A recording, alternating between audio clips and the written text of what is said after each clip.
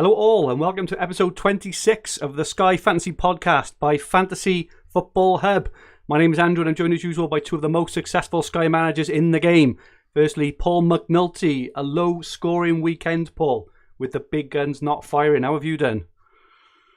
Yeah, probably as average as everybody else, but as we always say, no transfers used, so again on the masses. Superb, thank you, Paul. We also have former Sky winner Dan Cox. Dan, what are your thoughts on the weekend's action? Yeah, I ain't had a too bad weekend, to be honest. Got 62 points, so I'm pretty happy, to be honest. Yeah, done all right, mate. Good. See everyone with their low scores, and I'm like, done all right. And like you say, well, I did have to make one transfer, Van Dijk, but I'm pretty happy with it. Good work. 62 sounds like a hell of a score, especially if you got your captain sorted for a night as well. As we are live, please feel free to join in the chat at any time. Let us know your thoughts on the topics or the relevant sections, and feel free to ask some questions for us to answer at the end. Good evening all. Good evening, Dean Miles. He scored 44 and 56. Evening, Reese Bloomer, only 37 with Kane left. Mark Daniels, 49 and 60. Not too bad there, Mark. Maris Anita, Owen Jones, Ian Parrin, Liam Dorrian, Andrew Patterson, Bear, Peter G, Peter Scolding, and Hornet scored 53. Thanks to Raoul, was on for man of the match until that free kick. Agree there, everyone. I'm quite surprised actually that they gave it to Murphy off the back of that, but sad stuff. Good evening, Jim, and good evening, Adam Byron. Even all, great to have you all on. For any new watchers and listeners, if you haven't subscribed to us yet, please press the subscribe button in the bottom right hand corner of the screen and set the alerts so you don't miss our live streams, which are 9 p.m. every Sunday evening right here on this channel. Also, please press the like button if you enjoy our content, and don't forget to download our new free app, which includes everything our website offers. Just search for Fantasy Football Hub from wherever you get your apps. So after some big captaincy hauls this weekend, no it's not, so after no captaincy hauls this weekend, got the script on there, many Sky managers have been left disappointed so far in Gameweek 8 as the highly owned popular options of Grealish, Salah and the Everton attackers and Patricio actually all failed to return. Welcome to the real grind of the Sky Fantasy season, where seasons are won and lost. Tonight, Paul will share some stats for us. Dan will share some ownership stats. We will run you through the newly released fixtures and how to navigate that potentially difficult-looking Southampton versus Newcastle Friday evening game. We'll answer some questions, look ahead to Game Week 8 and share our plans. We'll update our podcast team who's had an okay-ish day, give some league updates, finish off with a new feature called Andrew's Questionable Bet for experienced listeners. They'll know what that's all about before wrapping up with Dan's rant. So straight into it. And Paul, do you want to share your weekly stats? Yeah, so we've got a new leader at the top of the bonus pile. Tom Kearney's now sitting there with 17 bonus points overall. So for your 7.8 million, he's sitting with 17 bonus, picked up shooting bonus and passing bonus. So he's got passing tier 2 in every one of his 5 starts this season. So pretty impressive numbers by Kearney. Wow. Fabinho's second, he picked up passing bonus again at the weekend. Dallas third, and Romeo is now joint third as well. So my boy, 6.9 million, he picked up passing and shooting bonus today.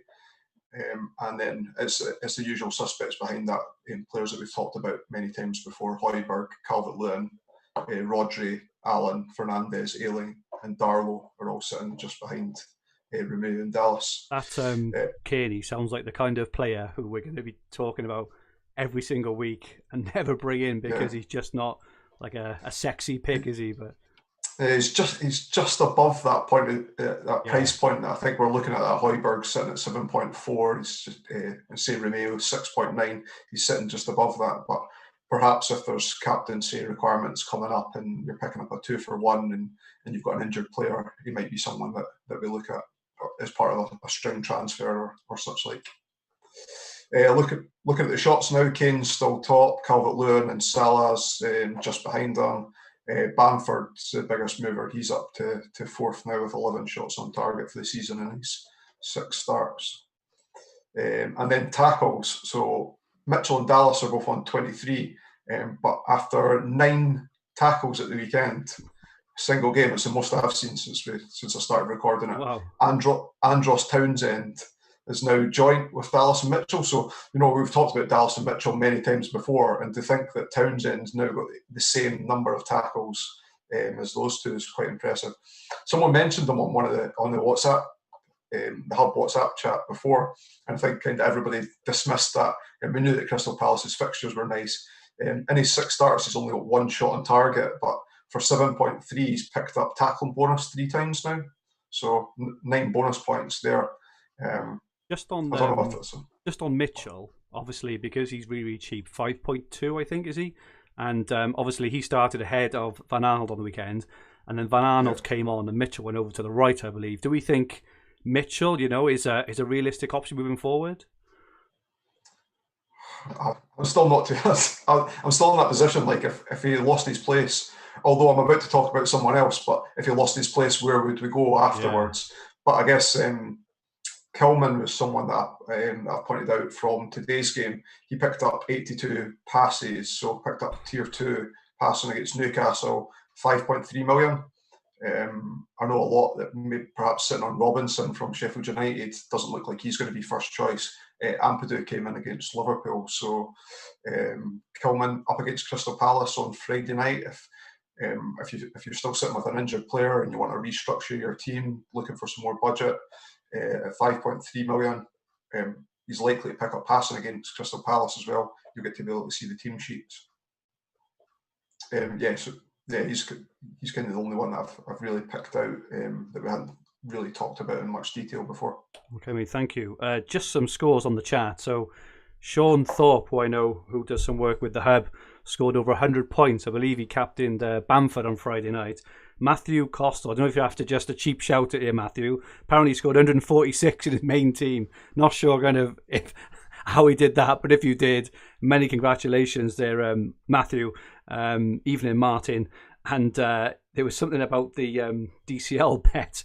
Peter G, we all know DCL would blank after Dan tweeted the Sky bet boost for Calvert-Lewin to get 1 shot on target. We've done that one. We did Aguero yesterday, and there was one last week. Was it Vardy? Like boosted from 1 to 6 on. I think the last 3. Vardy. Yeah. Yeah, it's annoying. I think the last 3 have cost me 30 quid anyway. So, not good. And even all, Tom Hartnell says Kilman is that cheapo defender, I reckon. I think we're going to find that out in the next 2 games maybe. Now that Mark Allen Marcel is back, I think we'll know after Friday, potentially their next game, where they're going to be. But, okay. Dan, have you got some ownership stats for us? Yeah, I'll go with the transfers in and out. So top 5 out. This is since last Sunday. No surprise. Van Dijk out of 50,000 teams. Wow. 12% of teams, that is. De Bruyne, this is again since last Sunday, out of 22,000 teams during the week. Vardy out of 19,000 teams. They'll be happy he scored. Rodriguez, he's out of 15,000 teams. But he'd actually gone up Monday, Tuesday from the weekend. And then, because this doesn't then, he might have been brought into an extra 2,000 or 3,000 teams since then. So I think I tweeted out in the week he'd gone out of 10,000 teams on the Wednesday or something like that. So yeah, Rodriguez out of 15,000 teams, and he started. Antonio, he was taken out of 13,000 teams. He had the bit of the hamstring, didn't he, or something they said last week, and obviously scored this weekend. So that that's a kick in the teeth for them that took him out.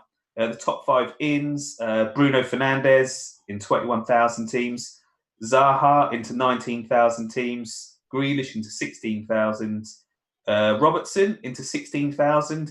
I'm guessing this Van Dijk straight to Robertson for a lot of people, and Kane brought into 16,000 teams as well. So that's your top 5 ins and out. I'll quickly run through the 10 most owned players. So Fernandes is most owned, 40%. Salah then with 38, Grealish on 36, Kane with 32, Trent on 29, still surprising. Rodriguez 28%, De Bruyne 28%, Calvert-Lewin 27, Aubameyang 25. That's surprising considering you don't need him for captain. And then Robertson on, can't read my writing, 20.8 I think put there. So surprising. The Liverpool defenders are quite, in the top 10 most owned players. There must be a lot of last season's credit there. So we had a question earlier, I think, on Twitter, and and just about I've seen a couple of concerned comments in the chat already. Just look at those ownership stats, right? There's if you think about FPL, where there's a lot more players over 20% owned. There's a proper template on Sky. There absolutely isn't. There's only 10 players there over 20% owned. That means the other, however many, couple of hundred players are all under 20. Just don't worry about like mini leagues, differentials, anything like that at the moment. Just pick the right players and plan in advance, I think, is fair to say. Chris D says, Dan saved me from a very ill-advised DCL transfer on Twitter earlier. Cheers, mate. Hoping to go top of the FF Hub mini league tonight. That would be great stuff. If you could there, Chris. Evening, Michael Yuang. Liam Dorrian, Asby once had 13 tackles versus Man City in 2018. If that's the game I'm thinking of, isn't that the one where Chelsea just like completely parked the bus? And I think it finished, was it 0-0? It might be 1-0 to Man City, but Chelsea just put 11 men behind the ball for the whole game. If it was that game, I'm not surprised. It was absolutely awful. And Sean just explained his over 100 points. He had Bamford captain Friday, Zaha captain on Saturday. So really good stuff there. Fell on his arse today with Calvert-Lewin, indeed. And they don't look this. I think we mentioned this last week, and I think it may be fair to say that it's come to pass is they don't look the same attacking side without Richarlison, do they, on that left hand side with all that pace? It will be is no Richarlison, but I would say after the international break, their fixtures pick up quite nicely, and Richarlison should be back as well. Dan, have you got any remaining transfer stats at all, or do we still only have last week's? Yeah, so this was from Wednesday last week. So obviously that would have gone. There's been loads made, haven't there, since the weekend and stuff. So top 10 was 19.9 transfers left.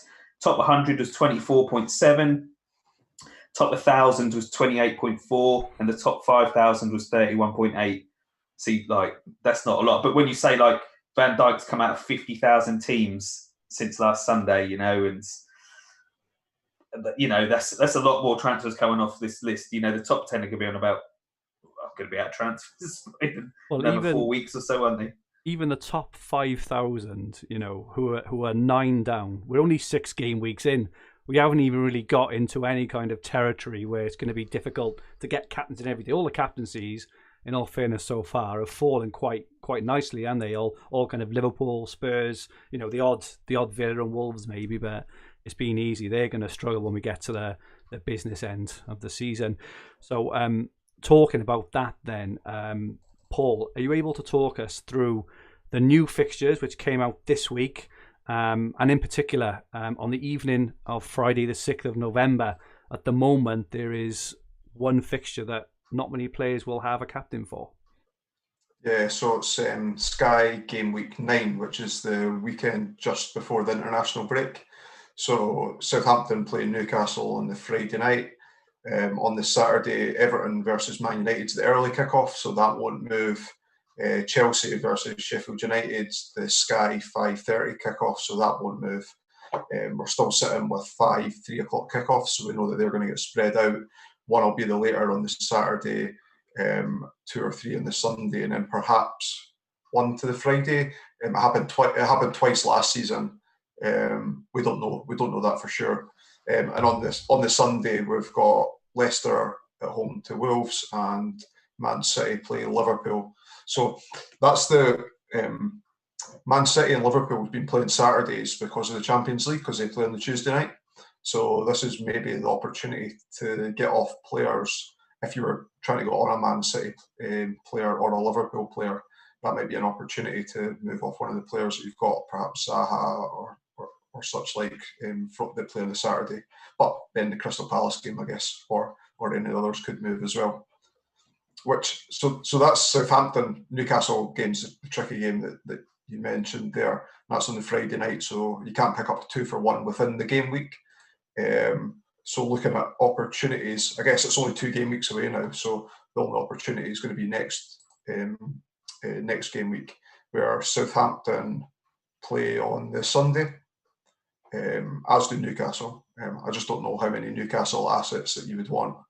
I'm thinking None, unless you want to make a goalkeeper move to Darlow. I was just going to mention though, those who are who are struggling with the keeper, we've had some questions around, do we hold on to Guaita, and people like that. So if you are into Darlow, okay, they tend to concede, but he's a hell of a keeper. He makes a lot of saves. So I just think Dubravka's still going to be due back at some point in time. So I'm not saying Darlow's a bad pick if you held him and you got him in an overhaul.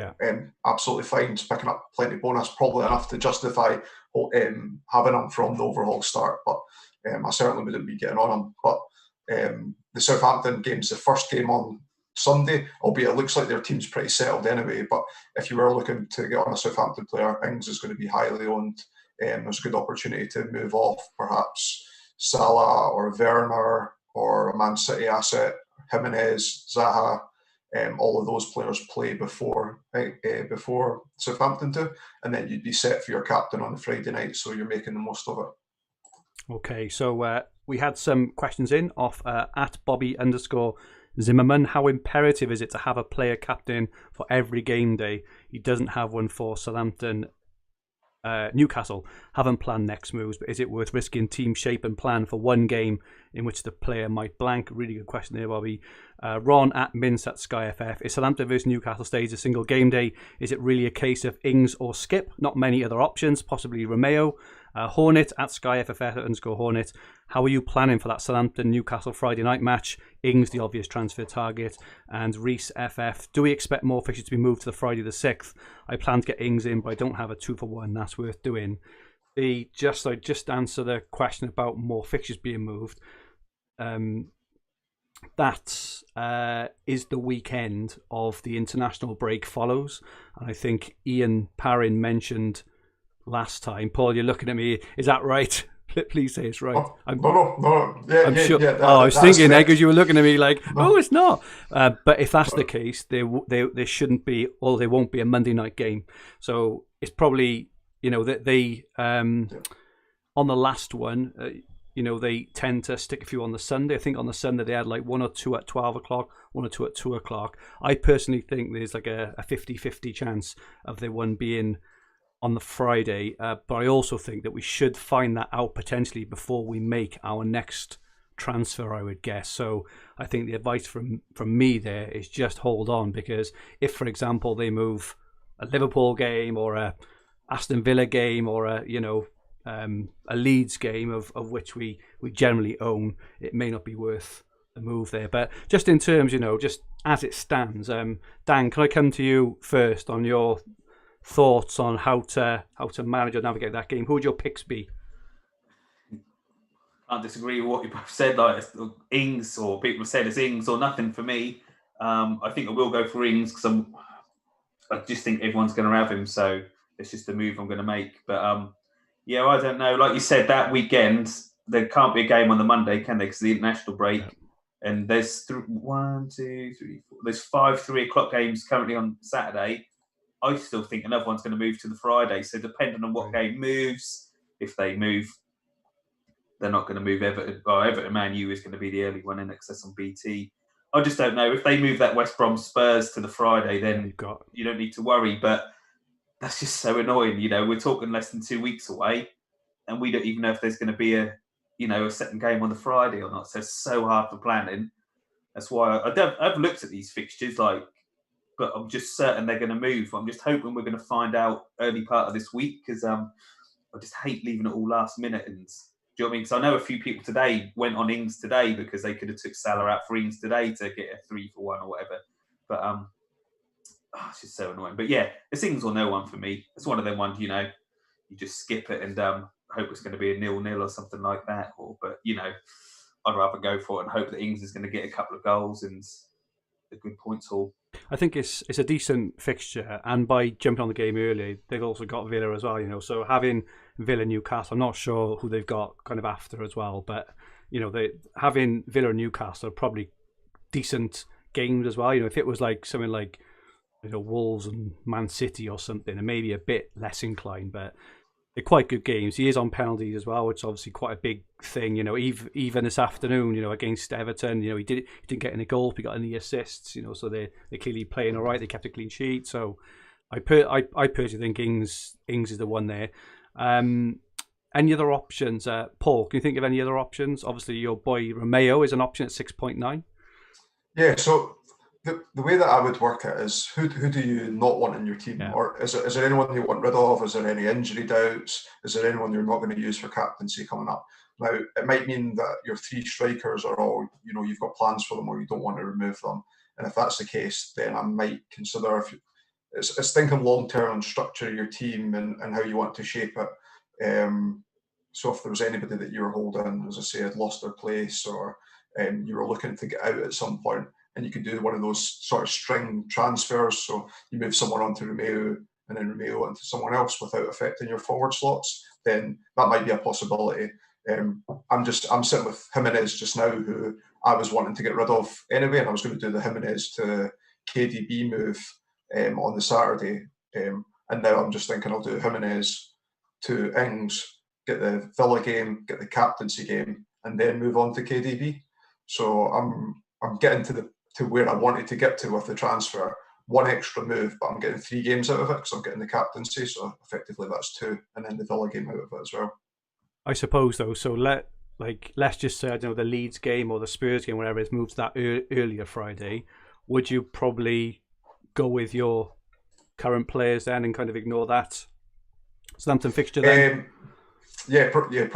Certainly if it was a Tottenham game, because Kane's still going to be much more captain than Ings anyway.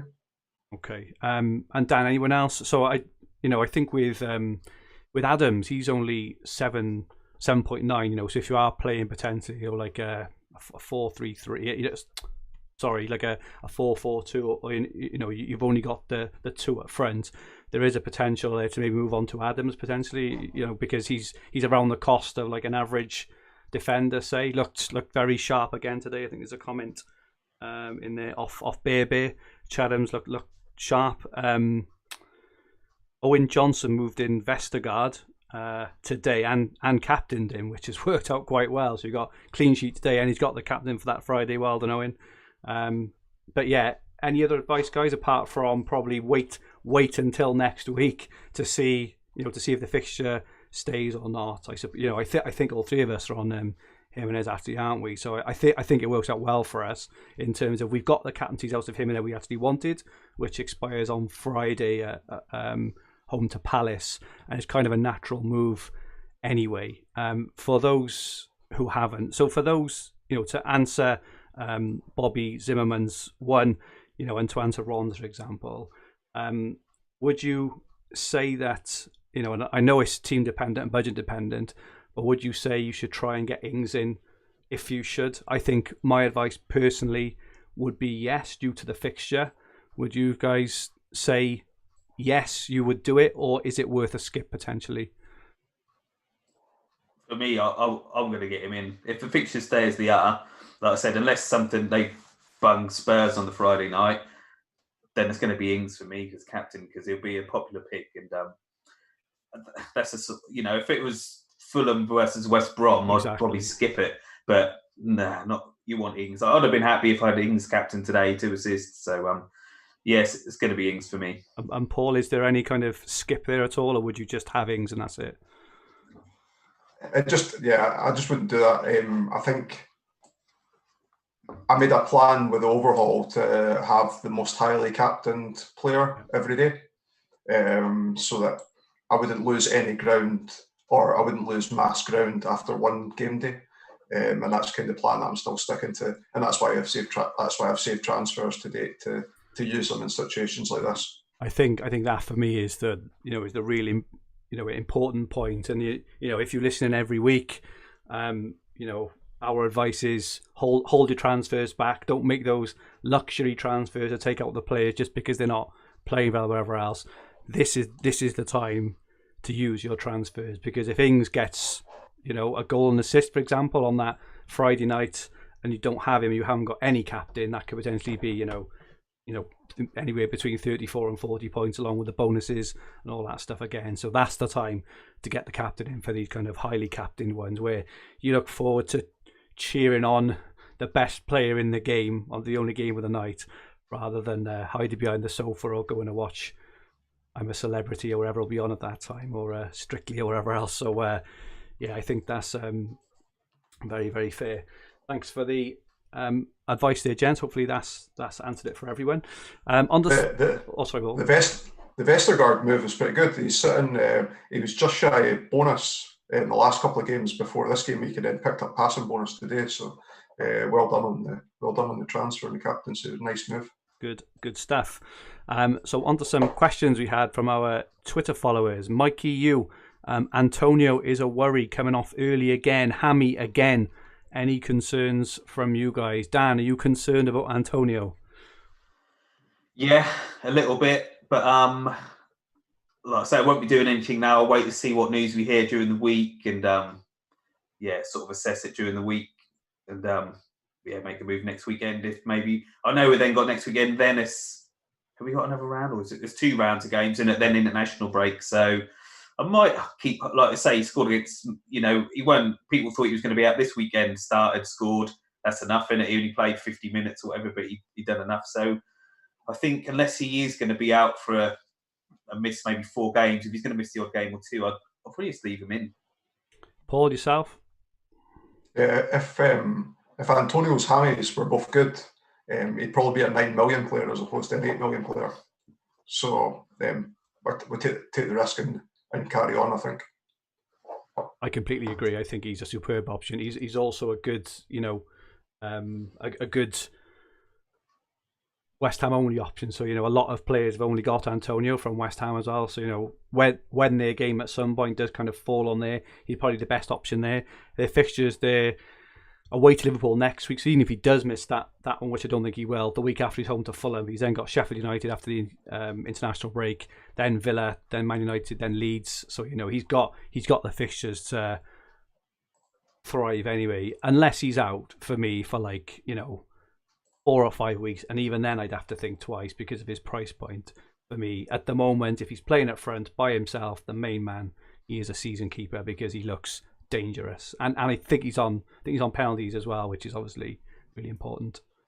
I like Kufal from West Ham as well. West Ham's fixtures are about to change. He's only 6.1 million, got 5 tackles at the weekend, got the assist at the weekend, so he picked up 7 points against Man City. I think he could get some decent returns, and West Ham's a nice fixture run. Good spot there, Paul. Nice one. At Stephen Wright 84, never transfer goalkeepers, but should we go with Guaita having 2 mares? Obviously, incredibly unfortunate on the weekend. Paul, come to you first. What do you think on people holding Guaita? No goalkeeper smashing it this season. There will probably become a point in time where there's a standout keeper of the price budget. So we've seen Tom Heaton, Nick Pope probably in 2 runs last season, and then there was a couple of seasons ago as well. And Dean Henderson at the earlier point of last season. I don't think that Martinez maybe at Villa, but obviously we've seen what happened on Friday night. So I'm not convinced he's definitely the only keeper of choice. And therefore, because nobody's really smashing it in that range, I would just hold it and see that there's any urgent need to get rid of him. The fixtures are still really good. Their fixtures over the next 7 games are the joint best with Man City and West Ham. So they're away to Wolves obviously on Friday, so he is a captaincy option there if you want him. They then got Leeds, Burnley, Newcastle, West Brom as the next 4 after that. You couldn't ask for, well, Leeds potentially, but they are home. But I'd personally leave him. I just think you're just moving from one problem potentially onto another one because there's no standout keeper. As Paul said, it's not like there's any team which are absolutely kind of smashing it defensively at the moment. So I'd leave it. Dan, if you had Guaita, would you just be kind of sitting tight? Yeah, I don't like to mess about with goalkeepers really. So I know it's been I ain't got him, so don't bother me. But yeah, you'd be fuming, wouldn't you? Like 2 last-minute goals, and you got booked as well. But what can you do? I just don't think I say you could swap to Martinez and then Guaita keeps a clean sheet the next 2, and Martinez concedes because Villa have gone rubbish or whatever, and I'll just stick with them. Really, they're all they are a cheap goalkeeper, and whatever points you get is a bonus. So that's tricky. Agree. Peter G, just back to that Friday evening, he said Ian Parrin's fixture predictor shows either Brighton versus Burnley, Palace versus Leeds, or West Ham versus Fulham as possible Friday the 6th fixtures. So this is exactly why I won't get rid of Antonio, right? Because if it is that West Ham versus Fulham, he is probably the best option of the night, actually, I would guess, if he's fit. Brighton, and it wouldn't be a transfer, would it? You don't have to bring in Ings, so you'd save a transfer. This is exactly. So Brighton versus Burnley, maybe not, massive ownership there. Maybe some on Mopai, maybe Trossard, maybe White, maybe Palace versus Leeds. I think most people are on Dallas, for example. So it just gives us the options then of whether to kind of move it or not. Luke Frith, Aubameyang, keep him or is it time to move on? Time to move on, mate. Sorry, he's just not worth it. There's no captaincy options for him coming up. I don't even think their fixtures are really that nice moving forward, actually. Or they got Villa, Leeds, but they've also got United, Wolves, Spurs. There's plenty of other options there, Luke, I think. Ryan Wilkins, what do we think of Fofana from Leicester at 6.1? Another solid performance today. So, Paul, you're nodding. You're a fan? Yeah, I think when you're looking for your enablers in defence, he's definitely somebody that I'd consider. I've seen a lot of rave reviews. I think he played well in Europe, played well last weekend, even though they got beat 1-0 by... They got beat 1-0 off Villa last week, didn't they? Yeah, I've heard he's a really good player. So 6.1, I don't think there's concerts around then, Lamptey. So it might be a nice downgrade from a Liverpool defender if you no longer want on Liverpool defence. So I get what Liverpool play on Saturday this week coming at home to West Ham might be a nice option to move on to Leicester defender on the Monday night if you were going to use the budget for something else, perhaps an upgrade to KDB or such like. Yeah, we'll touch on that now, actually. But yeah, it's fair to say. So Leicester have only conceded 1 goal, I think, in their last 3 now, including Europe, which was obviously that 91st minute goal against Barkley last Sunday evening around this time. They have got Leeds, Wolves and Liverpool next, which is obviously not the easiest fixtures, but after that, from game week, it will be Sky Game Week 11 onwards, Fulham, Sheffield United, Brighton, Everton. So if you're looking at the right time to get him in, it could be that. But on to our next question of Sam Sky FF. How long do we stick with Trent and or Robbo before going elsewhere? This was a really popular question on Twitter today, and as as we just said, if you're on Trent or Robbo down to Fofana, that's a good 4 million plus saving there. So I noticed Robertson got, was it passing bonus or tackle the weekend? I know he ended up on 4 points, didn't he? He got passing 60 odd passes. 60 odd passes. So I've got Robertson. I personally got no plans to get rid because I'm personally only going to use my trans, as I say, when I feel I have the need. Dan, looking at Liverpool defence, have you got any concerns with them? Would you be advising people to move off? Last week or the week before, well, after they got pumped by Villa, you'd have been like, get rid. But Alisson's back quicker than expected, isn't he? And that shouldn't have been a penalty against Sheffield United, so that could have been a clean sheet. So I think they're going to come good. They'll do all right for. I think they can do all right, and their ownership. I think that's it's not a true reflection, is it? I think that is just. Everyone who listens to this probably doesn't really own Trent, I should think, or there might be a few Robertsons about, but I don't know. I think they're going to be all right for points now. Say with Alisson back, they shouldn't be too bad. I know Van Dijk missing's a big loss, but I think they're going to do all right. So yeah, I wouldn't surprise me if they did have a few clean sheets in the next sort of month or two. Okay, Paul, your thoughts if you own Robertson or Trent? Yeah, I'll own Robertson. So I've drafted up a short list of players that I'd be considering if I was going to make transfers. If I was making game gains on it, and the 2 defenders that I was looking at were Zuma from Chelsea. I think he was cheated out of a bonus point by Sky yesterday, out of interest. I think he got 70 passes and only got tier 1. But Zuma, I think he's 7.8, and Diaz from Man City. So the problem I would have of getting off Robertson and onto one of them is that Chelsea and Man City both playing the same day as Liverpool, all the way up until game week. Like the one game week where Chelsea Spurs is definitely on the telly. What's that? It's Game week 11. Game week 12. Is it 11? 11. I thought it was 12. All right. No, it is in Sky. Sorry, I'm looking at the FPL planner. Yeah. So, and then the problem with that is that Chelsea's fixtures are already bad by that point. Yeah. So yeah, I'm going to stick with Robertson, and I think Trent picked up tier 2 pass on yesterday. Was close to having the assist for Salah's offside goal as well. So I wouldn't be, unless that was the only way that you could get to the KDB or something like that, then I probably wouldn't be in a rush to get rid.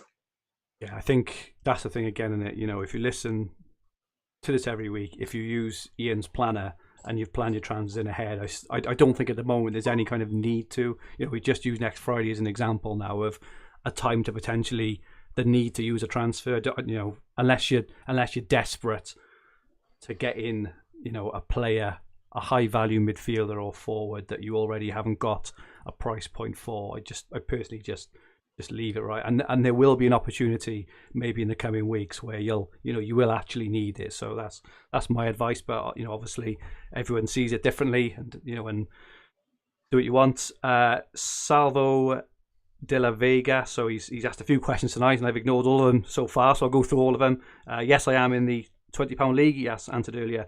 Any plans on getting in KDB? So I know my plan personally is to potentially move from Jimenez to Ings to KDB. That may be my plan, though I would say that his fixtures, I know he's pretty fixture proof, right? But after Sheffield United, which will be missing anyway if you are on Jimenez, because you get an Ings, it's 2 after that, Liverpool and Spurs. But then after that, so it would be Sky Game Week 12. They start this run, which is just absolutely unbelievable from Sky Game Week 12 onwards. Home to Burnley, home to Fulham, away to United, home to West Brom. That's their first 4 in that little run, and that stretches on and on and on. So I think plan is to get KDB in, but I'm just going to leave it a week or two to make sure I've got all the captaincies covered, because you don't need KDB for captaincy for the next few weeks. Bob Tomlinson, Justin clean sheet today, not very highly owned, I don't think. Dan, thoughts on James Justin still? Are we still a bit nervous around Pereira? Yeah, that is. I'm a bit wary of all these defenders. So, yeah, like I said about the Wolves one and all that, it's just a bit. I don't want to have to bring in a defender and then have to get him out again. So, but yeah, he's done all right. And he is a good price and he's playing well. But yeah, just the uncertainty about Pereira coming back would worry me. So I know they've got Europa League and stuff, but yeah, so that's a concern for me. I don't want to risk it. Okay. Apparently, according to Lance Harrington, Vardy had man of the match, even though he only came on the 60th minute. So for those who haven't seen, Leicester beat Arsenal today away 1-0. Vardy came on about the 60th minute, scored in the 80th. I got the man of the match. I don't think he's very highly owned. I think we mentioned earlier. He's like 2% of the top 1,000, yeah. But I know we wouldn't. But yeah, I think about 13% overall. Well, he was shipped out of like 19,000 teams this week, so he's been sold. He just keeps on scoring, doesn't he? He's unbelievable. It's annoying, mate. That's what he is. Ross Watson asks, "Hi guys, where does Paul get all the data for the stats? Do you want to share, Paul? I think it's your own work, isn't it?" Yeah, I don't watch all the games and count the passes. So, I use FotMob, and I just go into each of the lineups, select on the players. There's probably a quicker way of doing this. That I need to have a look at and build some mechanism to download the data automatically. But I've just been going through and picking up each of the games and putting it in a spreadsheet, and then I've got some formula that runs down. Tells you how many bonus once they hit 60 or they hit 70. You get the 2 and the 3 for the passes, same with tackles, etc. And Peter G says, considering this is a Fantasy Football Hub podcast, I'm sure he'd say he'd get his stats from there. Just to say there are a lot of Sky stats on our tool, but we are actually building up the stats in this season on our tool, and also potentially Sky predicted points onto our tool as well. So the Sky stuff is going to get a serious upgrade this season for Fantasy Football Hub members. I think we've cleared all the questions there in the chat. So the final question we had on Twitter off Sam Guy: at what stage in the season do you start to look to move away from others by picking more differential style picks? Dan, seems you've won it. What are your thoughts on when you start to look away? Surely it's not yet, right? No, I don't really care about what other people are doing. I just pick the best team that I want to have and who I want. And do you know what I mean? People sort of, I don't know this phrase, like people will sort of kill their team anyway with using too many transfers, or they'll start overthinking it about, should I don't know, do this or whatever differentials. Just pick the best captain each day and just pick the best team, and worry about that around March, April, May sort of thing is what I never thought about.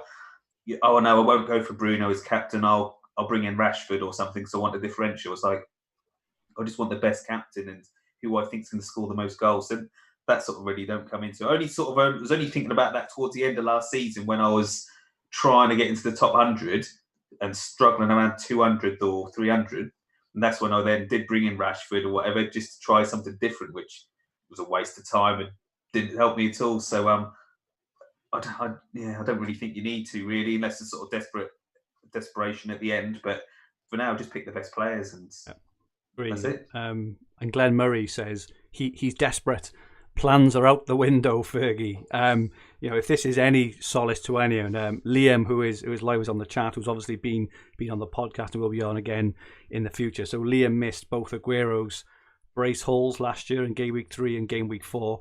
He also had to make a transfer out in Game Week 1. So Liam didn't have a good start at all, in the thing, and he ended up winning the whole thing and winning 50 grand. This is not the time to be going rogue at the moment. Just stick with it, and let players around you make the mistakes. I think just stick with it and plan properly. You can't go far wrong with the podcasting. We'll touch on that in a minute. Obviously make the tweaks around the edges for who you specifically want, but you can't go far wrong. Honestly, just following the players and teams we talk about on here and following the podcast team. I think it's fair to say we've all got off to a reasonably decent start, and and the picks and the planning that we've done so far have reasonably kind of paid off thus far. So just stick with it.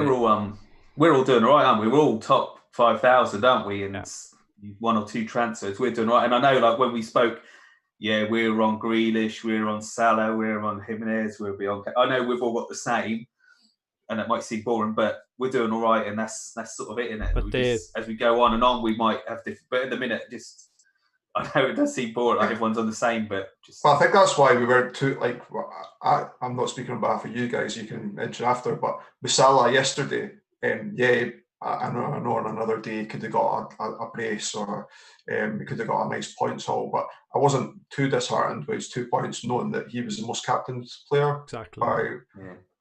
And Grealish on Friday night was fine margins, isn't it? Like he had the shot cleared off the line.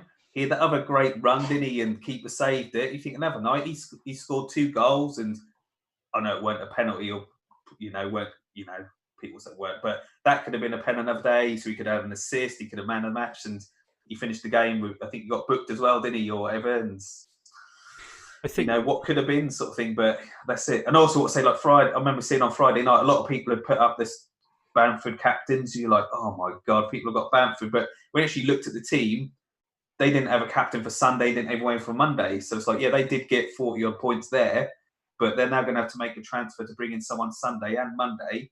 So even though they got 40 points, they've had to make 2 transfers to. Do you know what I mean? So don't really worry about when you see someone's monster score like that. Like we've all had low scoring weeks or whatever, and everyone has. So just don't worry about it. It's just one of them weeks. It may be, it's not the case for everyone, and this may be a bit of a controversial statement because I know a lot of I know a few players in the chat here didn't captain Salah yesterday, but in my view, rightly or wrongly, 90 to 95% of the players who you will be challenging for the top of your leagues at the end of the season would have captained Salah yesterday, because he was the highest owned and probably the best pick. And I know that's controversial, but that's what I think. So this is why I'm never bothered if there's a toss up. If it was, say, Salah and KDB, they both had plum fixtures, one struck and one didn't, you're on the one that didn't, I'd be worried then. But yesterday, Salah for me was the outstanding sort of captain. Bruno played, he blanked as well, obviously, but that's the way I look at it. Rightly or wrongly, there will be outliers, there will be some, obviously Sean, really good fantasy manager, Sean Thorpe in the chat on Bamford and Zaha. That's amazing work, Sean. Really well done, and I hope you play sensibly over the season. But they're outliers. They're not, the kind of ones you see who will have captained. A lot of the ones you'll see who will have captained rogue captains will not be the ones who will be challenging you at the end of the season, in my view. Mark Daniels said, I was 80k first overhaul last year and finished 63rd. So that should give a lot of hope to people, who are kind of languishing now anyway, 50k or wherever you find yourself. Just look at that from Mark. Thank you for sharing that, Mark. And Liam himself has just said, was 20k after first overhaul, stuck to my plan, didn't blow my transfers early, and Liam ended up winning it on the final day. So, if you want voices of experience, listen to these guys, sit on your hands.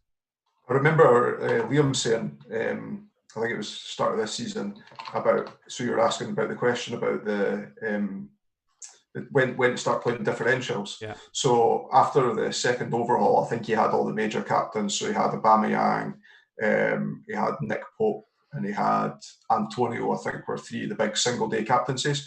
But remember, he talked about the Chelsea game. It came up, and everyone was on Willian and Pulisic. And he had been watching Azpilicueta's underlying stats, and he'd been hitting passing bonus and tackling bonus consistently, picking up the odd assist as well. And I think that's when he went for a slight differential, which was only like 5 or 6 game weeks away from the end of the season, and picked up, having made an educated decision of why he wanted to go that way. So that kind of alludes to sort of after the second overhaul, there's perhaps those opportunities, see where you are, see who you're up against, and then perhaps make those moves then. I think he might have gone. Did he go top that night when he captained Azpilicueta? I think it's when he went top and had a good 20-point lead or something like that. I'm sure he'll comment. Once you're then in front, you can. I don't know. Yeah, like I said, if he was a little bit behind when and then did that move, got in front, and then just picked. The most obvious picks each day, so that's how to play it. Good stuff. So advice is still sit on your hands, guys. Long way to go. Let everyone who's not listening to this make the mistakes. Okay, so looking forward then to game week 8. So we've got the game on the Friday, which is Wolves versus Palace, and then Saturday we've got Sheffield United, Man City early kickoff, Burnley, Chelsea, Liverpool, West Ham at 5:30. And then on Sunday, we've got Villa, Southampton, Newcastle, Everton, United, Arsenal, Tottenham and Brighton then in the evening. And then Monday, Fulham, West Brom, Leeds and Leicester. So Dan, I'll come to you first this time if that's okay. What are your thoughts on the captaincies and any transfers over the next weekend? So no transfers, I don't think. Yeah, no transfers. Jimenez Friday. Do we do Saturday as well? Yes, please. All the way through, yeah. Saturday, Salah. Yeah. Against West Ham. Sunday, Kane v Brighton. Monday, Fulham, West Brom, terrible. Probably Dallas, Leeds v Leicester. That's me. Easy. What about we mentioned earlier bringing in Ings against Villa on the Sunday at 12. So if you are having Ings, on the following Friday night, that would be the time to bring him in. If they don't move another game to the Friday, then yes, Salah to Ings. No, not Salah. What did I say I was going to do? Jimenez to Ings, yeah. Yeah. But that would potentially be the time, but only if there's one game on the Friday, right? Yeah. What we're saying. Okay, Paul, anything to add at all there in terms of any other options or anything? From what I'm on, I'll be on like pretty much the same. Obviously, those I still don't think it's unreasonable to captain Rui Patricio if you have him in goals or such like. But I certainly wouldn't be deviating too far away from those moves that Dan suggested. Okay, I think the only other things to maybe add, so De Bruyne will be back, I would guess, for the 12:30 game. You get to see the lineup as well. Jesus tweeted something today, so I think he something like accidentally tweeted something. He would be out for another 5 or 6 weeks, but it's since been rectified. He's been out for another 1 or 2. So if anyone hasn't seen that most recent tweet, that's just something to bear in mind. But if you want to get De Bruyne back, so for everyone who's planning to get in De Bruyne, that could be the time to actually do it. Obviously, other captaincy options, the main captaincy option would probably be Liverpool against West Ham, even though I think that will be a tough game for Liverpool. Obviously, West Ham proved again on the weekend, they're a very good team, even if they are conceding in most games. They're, hard to beat, but De Bruyne could be an option there. And like we said, then, so that 12 o'clock game, Villa, Southampton, that's the time to jump on your Southampton player if the fixture for the Friday. So it should have been confirmed by then, you'd guess, because it's only like 5 days later in it. So you'll know then on whether it's another game there or not. Other options potentially, Everton away to Newcastle, United home to Arsenal, Spurs home to Brighton. Obviously Kane and Son play tomorrow evening. If either of them get injured or anything, obviously that causes an issue. But that home to Brighton game to me looks an absolute plum game there. And on the Monday night, Fulham are home to West Brom. I can feel a bet coming on there, Dan. Potentially again, we'll see that. Leeds home to Leicester. Obviously Leicester, we've just said are playing well and defending well. Leeds the same. That should be a good game. Don't really see any massive standout option there. I think if maybe Mitrovic or Lookman looks a nice player. I think he's got kind of man of the match material written on him. But again, are you really going to want a Fulham player in your team moving forward? They're going to finish bottom, aren't they? I can't see me bringing a Fulham player in at all. No, definitely not. Kearney. Well, there we go. I tell you what, if you haven't got a captain for that night, so he scored the highest amount of bonus points. So if you haven't got a captain for that night, Kearney could be a good, even though Dallas, is probably a better longer term hold potentially. Again, depends what you think. So looking at our podcast team, so we've scored 44 points so far this weekend, which isn't too bad. We lost out today, so we captained Rodriguez, and we had Patricio in goal. Obviously lost his clean sheet in the dying seconds. But for those who haven't seen it, for those who are listening on the podcast versions, we've got Patricio in goals, we've got Robertson, Ayling and Dallas, Antonio, Grealish, Fernandes and Rodriguez, Kane, Salah and Mopai, which I'm quite excited for Mopai tomorrow night for this team. Obviously home to West Brom, looking really, really good. But 44 points. So in terms of transfers this team, we need to have a think about this, obviously, because we haven't got that Southampton Newcastle game covered. Have you got any immediate thoughts there, gents, on that? On how we can get in a Southampton or Newcastle player into this team? I haven't got anything very exciting which springs to mind, in all fairness, but maybe it's one to take away and have a look at. Maybe we'll ask. I'll have a look tonight, and we'll put something out there. I can't. No, that's fair enough. So for those who haven't seen this before, this is a podcast team which is managed by our watchers and listeners on Twitter. So we put out a bunch of polls every week on Twitter. So please make sure everyone votes for this. And what we'll do, we will tweet out some various options in terms of how to manage this team in terms of transfers and captains. As of last night, it was ranked around 11k with only one transfer used, which is quite decent. It may have fallen after today. Obviously, only scored 6 points today so far. But we will say, so we've got some options in the chat. Mark Daniel says, wait on Antonio news. Salvo, get Ward-Prowse, but we will see. So just confirm for everyone tomorrow night. So we put the poll out ready for tomorrow night. Tomorrow night, the captain will be Kane for tomorrow night. for this team. We put that poll out in the week, but we will look at what we do for next week there. But thanks for everyone who continues to give input and to vote on this team. Like I say, if this team ends up winning the 50 grand, I will buy everyone a drink, which I know not much, but that's the way it is.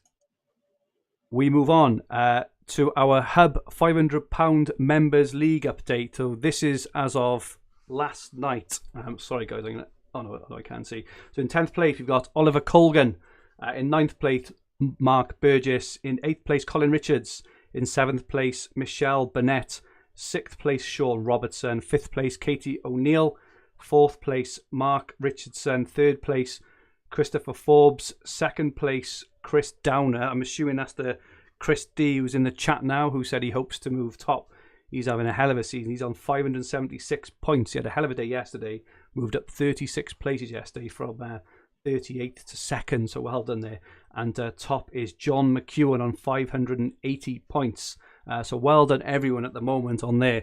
There's some really good managers on there.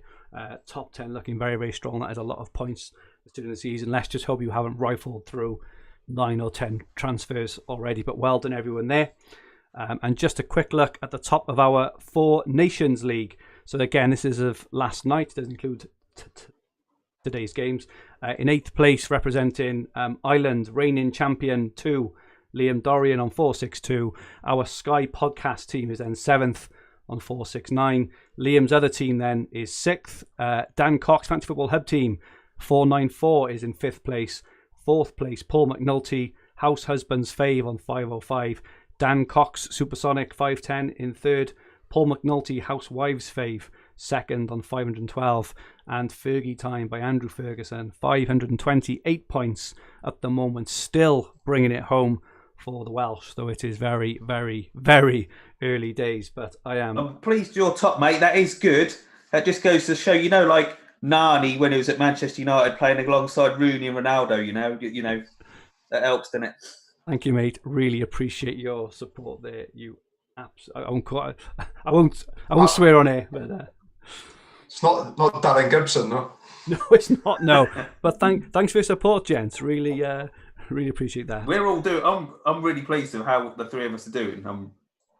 We're on course for a good season. No, I think if I look back to where I was last year, I had a nightmare, and I think I'd already used about 6 or 7 transfers by this time last year. I was having absolute nightmare, but this year so far seems to be going well. I think I was about ranked 1,700th after last night. I've had Jimenez today. You'd guess that potentially a small green, so maybe 1,500th with 38 left. I know you guys aren't too far behind. We're talking a matter of 10 or 20 points, which is nothing. So going well at the moment, and long may it continue. So question from Peter G: does the poll have a no transfer option? Yes, it does, Peter. We always give the option for a no transfer as well. Okay, new feature for those who listen regularly on this Sky podcast and on the FPL when I'm on as well. I do have a knack of falling foul of questionable bets, so we've introduced this feature, Andrew's questionable bet, where I pull one of my random thoughts out, and I'll have a bet with Paul and Dan for a beer every week, and at the end of the year on our night out we kind of pay up then. So at the moment I owe Dan 2 pints. 2 stupid bets. I stupidly bet that after lockdown, Samatta and I can't even say it out loud, but Samatta and Pukki would score more goals than Kane and Aubameyang. And I also had a stupid bet on England versus Wales last week, which obviously England thrashed Wales. But from this week, we will make it formal. And my questionable bet this week, which Dan has accepted, is that I think that Mopai with a handicap of +3 will outscore Kane tomorrow night when Brighton take on West Brom, while Spurs take on Burnley. We'll see how this gets on next week and keep a running total. And again, when we eventually have our meetup, I expect to have a free night and on Dan and Paul. Paul, what do you think of the bet? Do you think I've had a good deal there with the handicap? That's 3 points, not 3 goals. Points, yeah. Very good. Yeah. You don't think much of it? No, I don't know. I think I'm not sure. I've got a bad feeling about Kane tomorrow night. So Don't say that. No, we're all going to be on him anyway, right? But, yeah, true. Yeah. Okay, so we'll keep a running tally, and then when we have our end of season meetup, which hopefully everyone in the chat can also join us for as well. I'll be getting very, very drunk at Dan and Paul's expense, which we can all. Mate, if I win this bet and there's 3 pints, I'm already drunk. Fair enough. And finally, we move on to Dan's rant. So, Dan, what has upset you this week? Right, do you know what annoys me, and it annoys me every year? This clock's going back. I presume the clock's gone back in your countries. You're same time as us here, yeah? What is the point? I just don't get it. I was looking into it, like Chris Martin's great-great-granddad was the guy who suggested it in 1916 or something, or something like this, because he wanted to play golf in the summer or something. It's pointless. Just get rid of it. And the annoying thing is, right, I don't really vote. I'm not bothered by politics, so I don't vote. If we'd have stayed in the European Union, they're actually scrapping it next year. They're actually they get rid of it. Wow. But I think we're still going to be stuck with it. But it's pointless in it. I just, they say you get an extra hour in bed. If you've got kids, you don't get an extra hour in bed. You get an extra hour looking after your kids all day. It's just annoying. The car clock, that's going to be wrong till Christmas. Same. And luckily, like just till Christmas. I'll change it when I have some time off then. But it's just annoying. I just can't. And luckily, like when we were young, you'd have to change the VCR. You'd have to do everything. Luckily now, you sort of wake up, all your phone, everything's automatically done in it, apart from your car clock. So that annoys me. I just can't be bothered with it. And do you know what else annoys me? Pumpkins, right? When you come to a farm and come pumpkin picking, basically don't bother, right? If you've got kids, you'll know. You basically go to a farmer's field. He's been to Sainsbury's, not Sainsbury's, not made of money. He's been to Tesco's. He's bought all pumpkins for £1. You'll then walk around his muddy field and you'll pay him £4 a pumpkin. There'll be about 100 people there. He'll have about 3 wheelbarrows. It's just a waste. It's just get to Tesco's. That annoys me. People want me to moan about the late goals, but none of that affected me. So I'm not really bothered that Palace let in a goal in the 98th minute or whatever. The Sky bets, that's annoying. Calvert-Lewin, one shot, that's a free tenner. Didn't have a shot until, he scored goal. I just couldn't believe it. Aguero yesterday, that's annoying. But yeah, the clock's going back to the pumpkins. That's annoyed me. And also want to say thanks as well, because I put out on Twitter, I needed some Lego cards for my boys. So FPL Amateur and Barry Johnson sent me some cards, and so's Ollie Poole. He's big time now. He's gone blue tick. They all sent me cards. So, they're all top lads. And I've got to say that because they've got my house address as well. So thanks to them. But yeah, that's me. Good stuff, mate. I had a message of a friend the other day with a lot of expletives and Fs in there saying, I just went pumpkin picking. And fortunately for him, he only had one kid. He paid £22 to have a pumpkin, and he had a bit of help off off some girl to carve him out and put glitter or whatever else. Took like 10 minutes, £22. Imagine you'd have gone with 2 or 3 kids and you go out for just to get an hour's fresh air in the morning and you come back £70 or £80 lighter by the time you've paid for 3 pumpkins and a few coffees and a couple of drinks and wherever else. Unbelievable. Maybe I was a bit naive, but the first time we went, do you know what I mean? I actually thought they'd grow the pumpkins there and you'd sort of be walking around these things and all. It's like, oh no, some geezer's just been to Tesco's and bought 200 pumpkins at £1, stuck them in the field, and now he's charging you 4 or 5 quid for them. Like, I know they've got to make money and stuff, but it's like, oh right, and that's it. There's nothing else there, nothing else going on. You actually just walk around a muddy field picking a pumpkin up. I'm like, I'll drive 20 minutes to the countryside, or just go to Tesco's. Just can't, don't. If you've got kids, just don't fall into that trap. Awesome stuff. Martin Beasley, forgot about the car clock. Would be wrong. That's 20 minutes of my life trying to remember how to do it. Martin, I haven't changed my car clock in 20 years. Just don't even bother. After about a month, you get used to it. You kind of walk in. You can naturally just visualize it being an hour earlier, and then obviously when it actually turns the right time, it takes you a couple of weeks then to get used to it again. Just don't even bother, Martin. It's I don't know why. I just can't do it. I'm not like technical at all. I can't do it. That's good. That's good. You're not technical, mate. And you're in charge of all this. Well, this is it. This is why the streams only work half the time, right? Ronarid 9, more chance of buying clothes in Tesco's in Wales of winning that bet. Thank you very much. I sent the boys. I should have stuck on here actually. I might put it on Twitter later.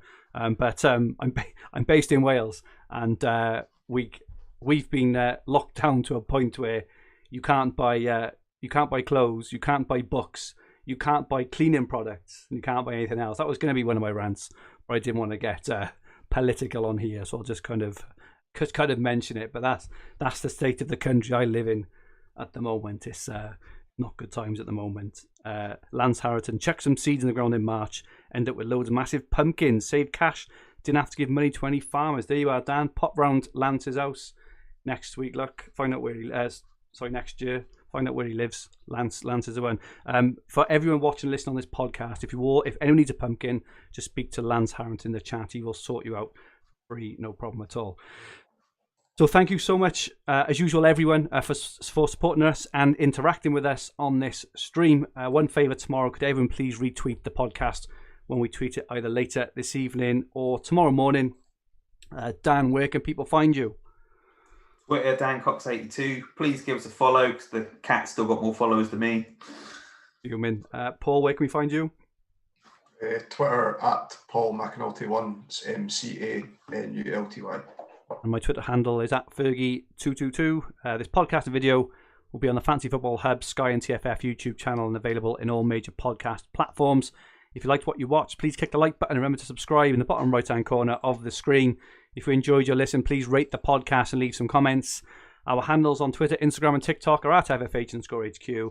Our podcast Twitter handle is at FFH_Sky. So if you're not following, please follow and feel free to ask any questions. While I'm at it, can everyone please like the podcast as well? Everyone who's watching, we've got a lot of watchers. If you enjoyed our tips and our content, please click the like button. It would be much appreciated. Our website is fantasyfootballhub.co.uk, where you'll find everything you need for fantasy football all under one roof, including player comparison tools, the fixture ticker, Opta-stats, top player team reveals, much, much more, all of which is on our new free app, which you will find wherever you get your app, searching for Fantasy Football Hub. It's worth noting that Dan's article is out every Friday. It's his weekly digest. Fantastic read for those who don't do it. If you'd have followed his digest every week, followed his tips on his digest, you won't be going far wrong this season. It is absolutely superb.